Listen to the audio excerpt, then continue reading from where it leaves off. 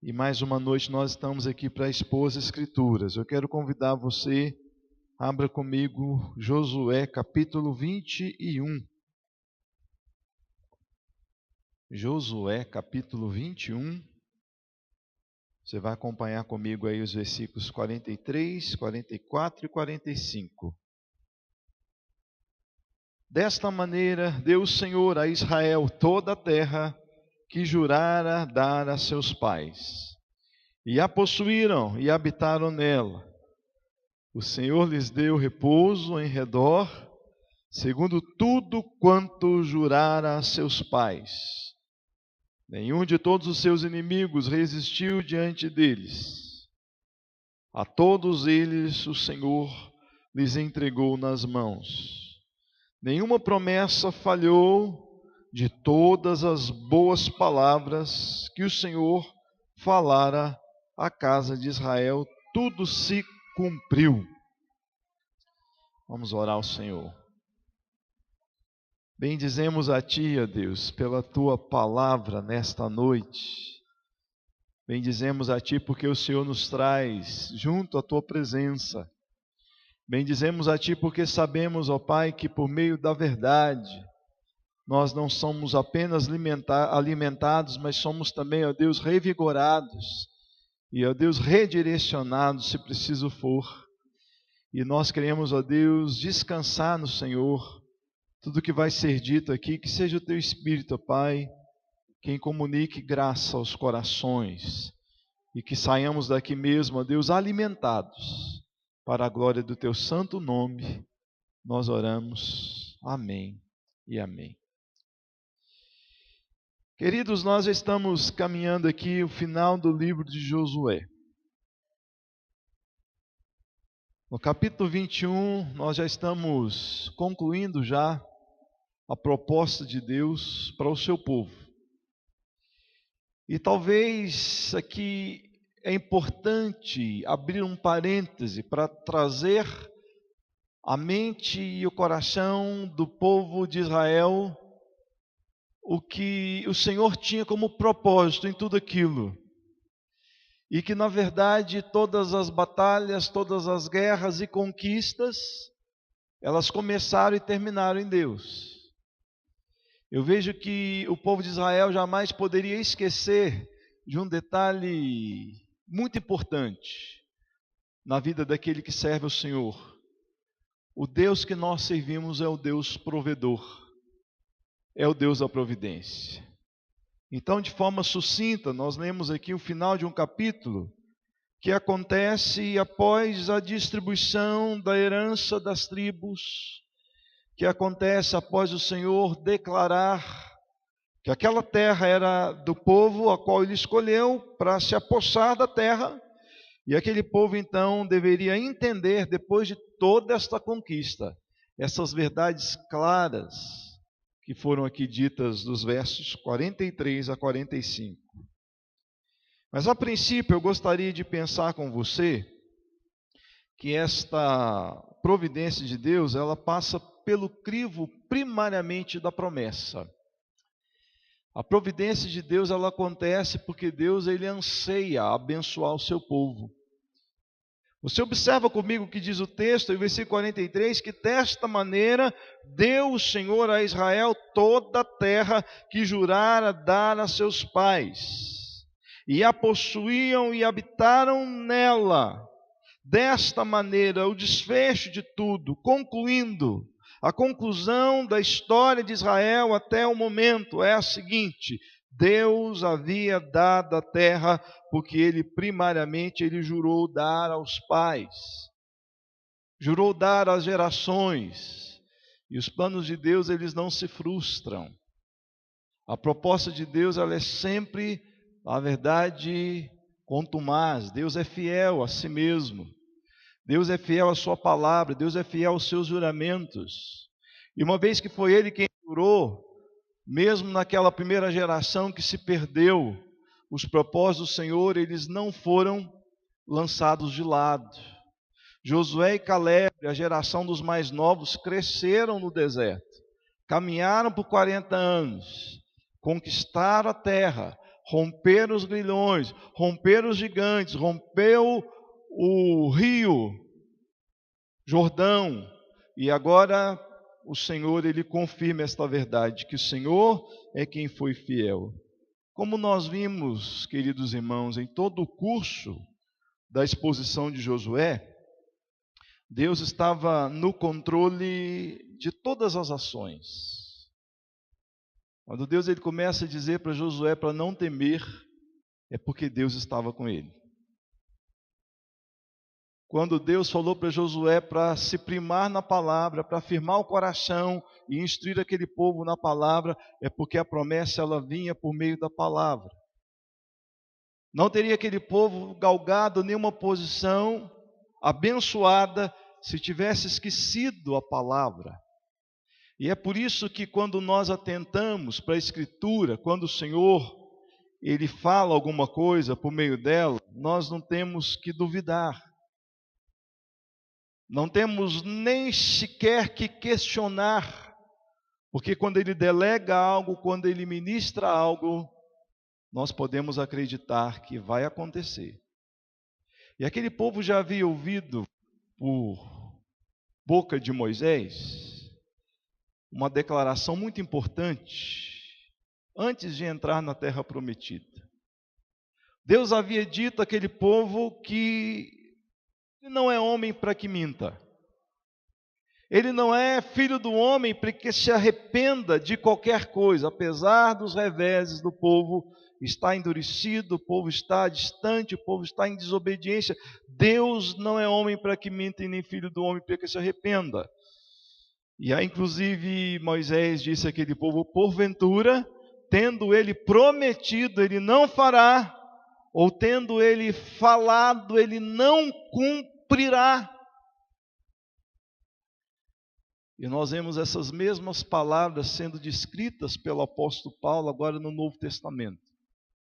Quando ele diz também aos Coríntios, no capítulo 1, versículo 20, porque quantas são as promessas de Deus, tantas tem nele o sim, porquanto também por ele é o amém, para a glória de Deus por nosso intermédio. Se ele falou, vai acontecer. Então o povo não poderia perder de vista que todas as conquistas eram, na verdade, o agir de Deus na vida deles. Então a providência passa pelo crivo da promessa. Deus prometeu, ele cumpre. Mas passa também, você pode observar comigo agora no versículo 44, que passa a providência de Deus pelo crivo das batalhas, pelo crivo das lutas, pelo crivo de triunfar em meio à guerra. Porque ele manda ainda aquele povo entender que o Senhor lhes deu repouso em redor, segundo tudo quanto jurar a seus pais. Nenhum de todos os seus inimigos resistiu diante deles. A todos eles o Senhor lhes entregou nas mãos. Nós vamos ver, queridos, que a batalha de Israel ela não termina no livro de Josué. A batalha de Israel não termina, inclusive, nem no Novo nem no Antigo Testamento. Porque como Israel de Deus, nós somos seres que caminham com Deus em batalha, e esta batalha ela começa no reino espiritual. Mas até o momento aqui, para que houvesse descanso, alento, tranquilidade ao coração daquele povo, Deus deixa isso bem claro, que a parte dele está sendo feita. Quando o povo, com o exército minúsculo, foi para a guerra, quando o povo caminhava de forma inexpressiva face aos desafios, o povo caminhou pela fé.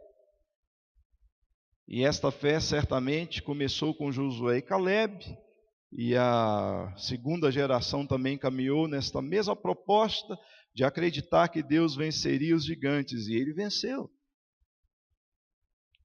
Ele conquistou para aquele povo o que o povo lá atrás pensou, nós não podemos conquistar. O que a primeira geração não acreditou, a segunda geração em Deus pôde acreditar que Deus faria o impossível. E quando nós atentamos para o que a palavra de Deus ela diz, queridos, por meio da fé, nós podemos colher e colher de forma abundante. Quem sai andando e chorando enquanto semeia, voltará com júbilo, trazendo os seus feixes. Houve um tempo de batalha cruenta, houve um tempo onde o povo de Israel teve que sacar a espada, usar de autoridade, exercitar sua confiança, mesmo em meio aos temores, mesmo em meio à insegurança do coração, que é natural em meio a todas as lutas da vida. Nós nos sentimos minorizados às vezes diante das adversidades. Mas aqui Deus ele deixa bem claro um detalhe. Chega o tempo do descanso também. Chega o momento onde ele enxuga dos olhos de todo aquele que andou com ele as lágrimas. Aonde o choro pode durar, queridos, uma noite, ou quem sabe um deserto inteiro, ou quem sabe anos e anos. Mas o que rege a nossa vida é a esperança de que Deus ele triunfará todos os conflitos da nossa vida. Não há nada que esteja longe, não há nada que não esteja patente aos olhos do Senhor. Seria uma ironia aquele povo caminhar, saindo do Egito, rumo a uma terra prometida, sem ter a certeza de fé de que Deus conduziria eles a cada momento, a cada etapa.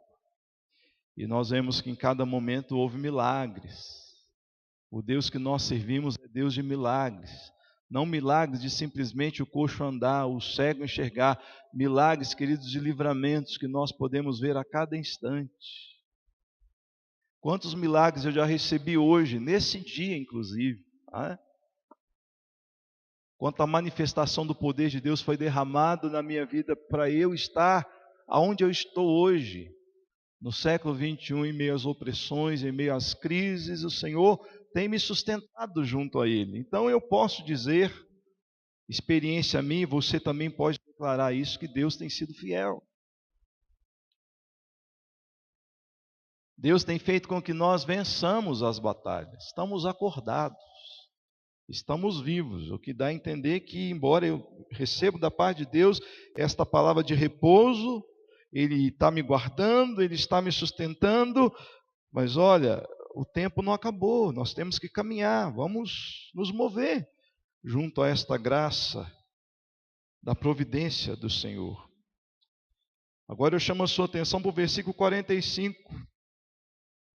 Passa pelo crivo a providência de Deus também, queridos, o crivo da palavra, o crivo da Escritura. Olha o que diz o texto: nenhuma promessa falhou de todas as boas palavras que o Senhor falara à casa de Israel, tudo se cumpriu. E quando eu entendo todas as boas palavras, eu compreendo que a lei do Senhor ela é perfeita. E ela restaura a alma, e a lei do Senhor, o testemunho do Senhor é sempre fiel. O povo não apenas aprendeu no deserto a ter esperança, a ter fé, a aguardar as crises, porque viria o manancial lá na frente. Não apenas isso. O povo aprendeu no deserto que eles foram tirados de um ambiente hostil, pecaminoso, idólatra, para seguir um curso de consagração a Deus. A lei foi dada no deserto. A lei foi dada não no Egito, a lei foi dada não em Canaã, mas a lei foi apresentada em meio às crises, em meio ao deserto, para que aquele povo permanecesse endireitado. E aí eu chamo a sua atenção, porque a história de Israel em Josué poderia ter terminado de forma ilustre e brilhante com essas palavras, mas infelizmente não foi bem assim. Poderíamos concluir o estudo, a exposição de Josué, pensando como que aquele povo foi guerreiro em Deus, vitorioso, olhando para o Senhor, e foram assim triunfantes nas batalhas, sim, até certo ponto. Mas o que acontece, queridos, é que esse último ponto da história, as boas palavras do Senhor, elas não foram levadas tão a sério no coração daquele povo. O que acontece até então, a declaração de Josué é o seguinte: Deus, na sua infinita graça, bondade e misericórdia, Ele preparou o momento para vocês continuarem a caminhada de conquistar esse território que é gigantesco e imenso. E vocês podem trabalhar, que a Canaã é algo tão imenso, é algo tão mensurável, que vocês nem podem imaginar o que é a bênção de Deus para vocês. Mas enfim, até então Ai já havia sido destruída, Jericó, a parte central, a parte sul, a parte norte, os gigantes, cidades fortificadas já haviam sido caídas pelo poder de Deus. E as tribos agora, elas deveriam estar num comando de buscar o algo mais de Deus além do já conquistado. É onde nós percebemos, como nós falamos na semana passada, no capítulo 17, que termina dizendo que ali duas tribos, as tribos de José, estavam insatisfeitas, porque pensaram: somos um povo gigante, vamos dizer, número grande, expressivo, e nós ficamos com um território muito pequeno ali na divisão das tribos pela sorte. A sorte que caiu sobre essas duas tribos, muito pequena, e Josué, ele fala: eu concordo com vocês, mas a grande alegria é que tem muita coisa ainda para conquistar. Vocês têm uma ribanceira acima, que vocês podem cavar, vocês podem preparar o terreno e tomar posse, porque afinal de contas, Deus já deu esta terra para vocês. E agora eu chamo a sua atenção, vamos voltar um pouquinho para o capítulo 18. Capítulo 18. O que acontece então, queridos, no meio desta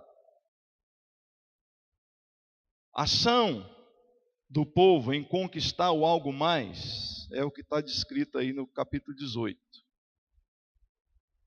Reuniu-se toda a congregação dos filhos de Israel em Siló, e ali armaram a tenda da congregação, e a terra estava sujeita diante deles. Dentre os filhos de Israel, ficaram 7 tribos que ainda não tinham repartido a sua herança. E disse Josué aos filhos de Israel: até quando sereis remissos em passardes para possuir a terra que o Senhor, Deus de vossos pais, vos deu? Para que nós compreendamos o que esse texto tem a nos dizer, nós nos ancoramos no capítulo 21.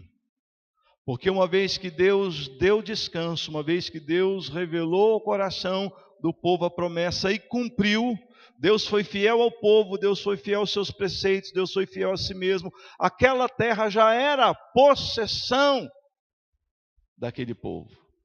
Você pode inclusive observar uma descrição importante que nós lemos aí no capítulo 18, o versículo 1, diz que a terra estava sujeita àquele povo. Em outras palavras, o que Deus já havia provado de antemão, com seu poder vencendo as cidades fortificadas, as mais expressivas, os gigantes, os cananeus, os jebuseus, os amorreus, enfim, tudo isso era prova de que Deus já havia conquistado para aquele povo aquele terreno. Mas algumas tribos não estavam caminhando. Talvez, quem sabe, nós já conquistamos aqui o suficiente para nós estarmos bem. O que nós já recebemos, ao contrário de Manassés aí, e Efraim, as duas tribos de José, que ficaram ali indignadas em pensar: recebemos pouco. Havia também algumas tribos que sequer almejaram algo mais em Deus e se estagnaram. E a grande questão desta estagnação de Israel se dá na questão de que é um ambiente ainda de guerra. A grande questão é que quando se para de lutar, você tem que fazer uma aliança com as trevas. Esse é o grande problema. Quando eu entendo que a caminhada com Deus é uma caminhada de guerra constante, eu tenho que pensar em Deus, eu preciso de algo mais.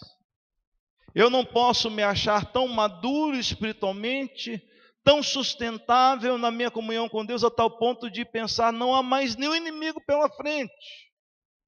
Aliás, o que acontece aqui é que os inimigos estão agora, na verdade, sendo ali uma tentação para que o povo não trabalhe.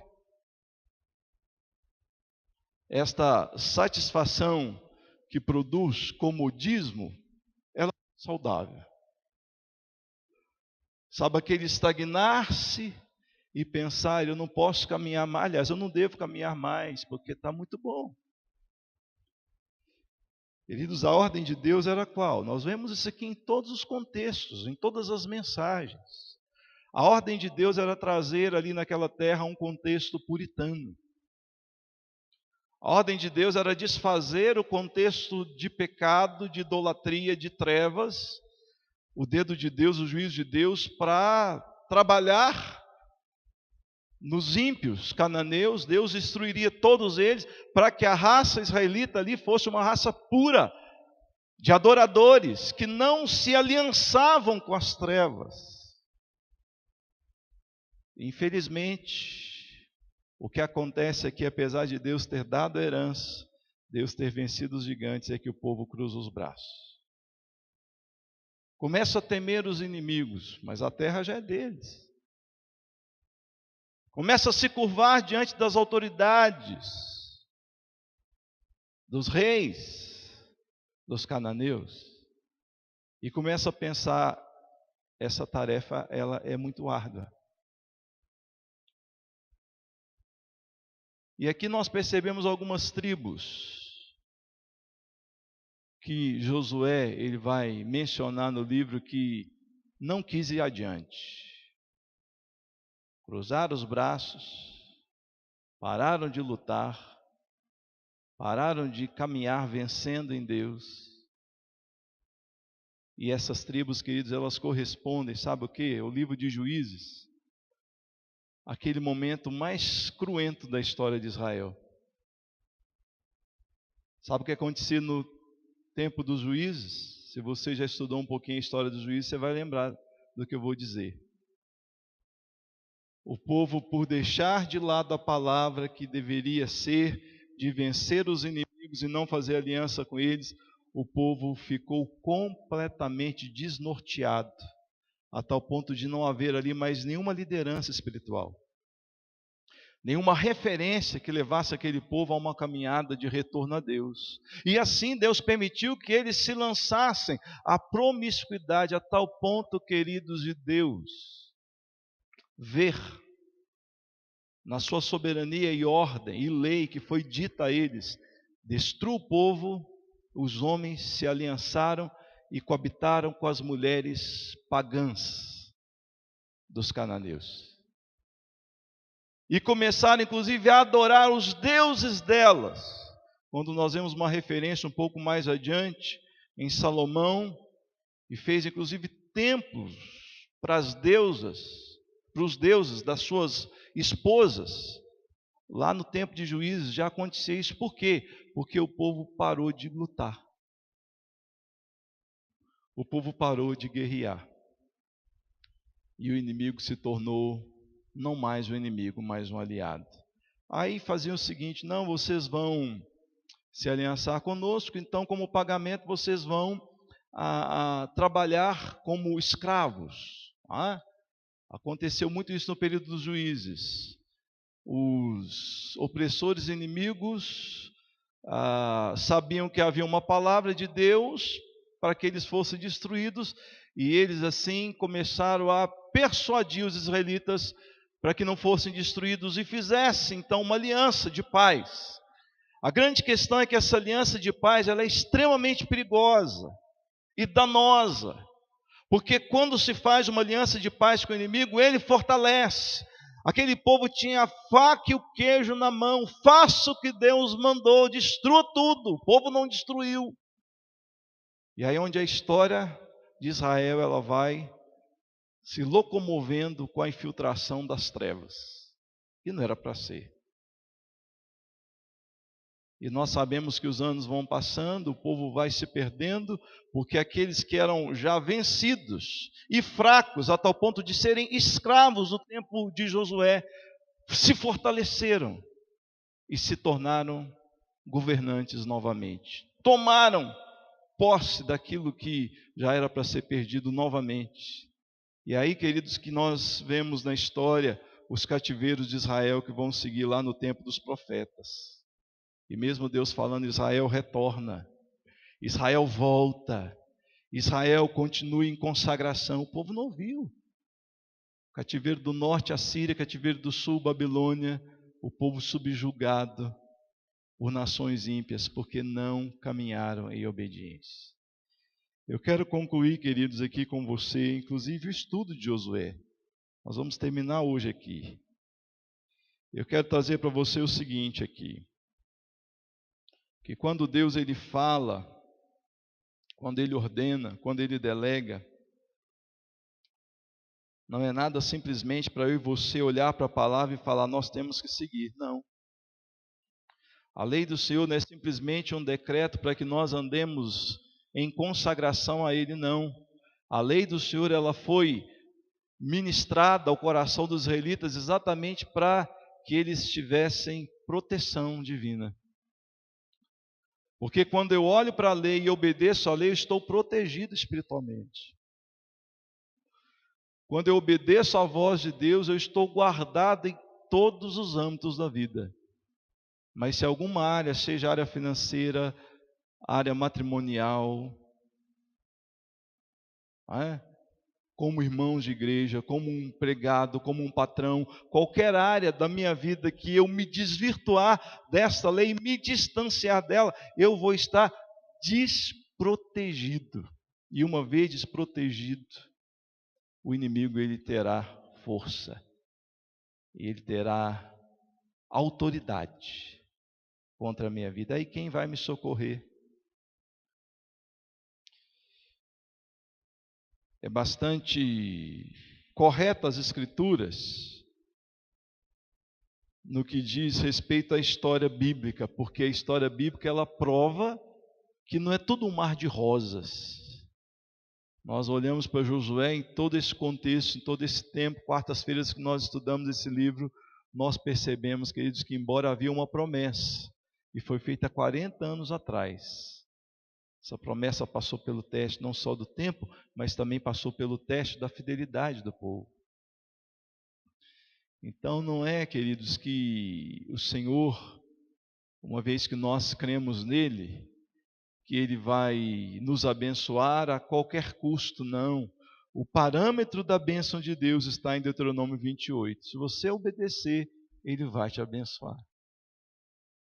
Mas se você não obedecer, a bênção do Senhor, ela não virá sobre a sua casa, sobre o seu coração, sobre a sua vida. Então que nós entendamos isso.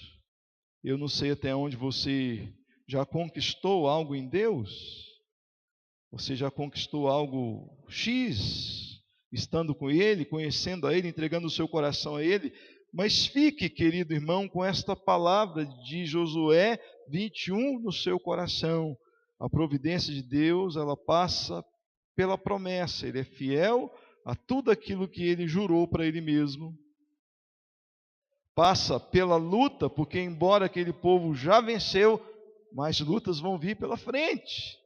E essa providência ela passa pelo crivo de que a palavra do Senhor sempre será o cerne, a direção da nossa vida. Não terminamos o bom combate, ok? Há um combate ainda pela frente. Que você instrua o seu coração com aquilo que é verdade. Porque o que o inimigo quer fazer exatamente comigo e com você é o que ele fez com o povo judeu. Ele quer tirar o nosso foco. Ele quer tirar o nosso foco. Ele quer nos levar, queridos, a entender que já está bom demais. E eu volto a dizer, tem algo mais a acontecer.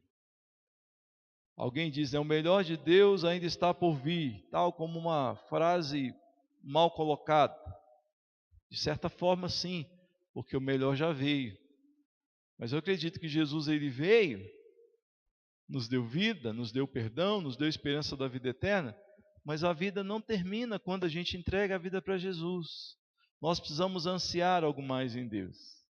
Sei lá, maturidade, ou alguma coisa eu preciso, pois do contrário eu não estaria nem aqui à igreja. Mas para que eu conquiste aquilo que Deus tem para mim, vamos unir a nossa força aí nessa palavra que nos orienta. O que é melhor de Deus, o melhor de Deus que está por vir, não é nada que diverge da Escritura, e a Escritura é quem direciona o nosso caminho para a gente chegar lá. Amém? Amém? Amém. Então vamos ficar em pé, queridos. Vamos orar ao Senhor. Foi bênção para a sua vida esse período de exposição em Josué? Amém? Então vamos dar graças a Deus, porque Ele até aqui tem nos sustentado. Vamos dar graças a Deus, porque até que Ele tem nos privado de tantos males. Vamos louvar o Senhor, porque nós temos, queridos irmãos, esta promessa também para nós. Deus, Ele nos comprou por um alto preço através de Jesus. Ele nos conquistou. Quando você um dia disse, eu quero Jesus, eu quero andar com Deus, é porque o Espírito do Senhor, Ele falou bem ao profundo da sua alma, que os valores celestiais, valores de Deus, são muito maiores que os valores dessa terra. Quando o Senhor chama a mim e a você a caminhar com Ele, Ele fala das adversidades, Ele fala das lutas, Ele fala das aflições. Nós podemos vencer tudo isso, porque Ele já venceu. Então, coloque agora o seu coração diante do Senhor, fala, Deus, me dê forças. Assim como Josué recebeu primariamente, não deixe de meditar nesse livro, instrua as pessoas por meio desse livro, não temas, porque eu estou te mandando, não te espantes, porque eu sou o teu Deus. Ó Deus, essa palavra para Josué foi importante, para ele conquistar, e não só conquistar, mas completar a sua carreira. Esta palavra para nós também, ela sempre tem que estar, ó Deus, nos orientando, que o Senhor é por nós, quem será contra nós? É o Senhor quem nos livra, ó Pai, é o Senhor quem nos protege, é o Senhor quem providencia tudo que nós precisamos para completarmos a nossa carreira no Senhor. Deus, eu clamo agora, Deus, a bênção sobre o teu povo. Aqueles que puderam vir, ó Deus, nessa noite, aqueles que não vieram hoje, mas puderam ouvir também um pouco da exposição de Josué. Deus, que essa palavra não fique apenas no intelecto, no conhecimento, mas que entendamos e compreendamos, ó Pai, a nossa fragilidade, como aquele povo também foi frágil. Faça essa obra, Deus, no nosso coração, para que não venhamos esquecer das lutas e jamais venhamos esquecer do Senhor. Ó Deus, aqui nós entregamos ao Senhor o nosso coração, esse culto, ó Deus, para a glória do Senhor, os louvores, ó Deus, as vidas, a palavra, que tudo, ó Deus, o Senhor venha a ser, ó Deus, reconhecido, em tudo o Senhor venha a ser glorificado. Nós oramos em nome de Jesus.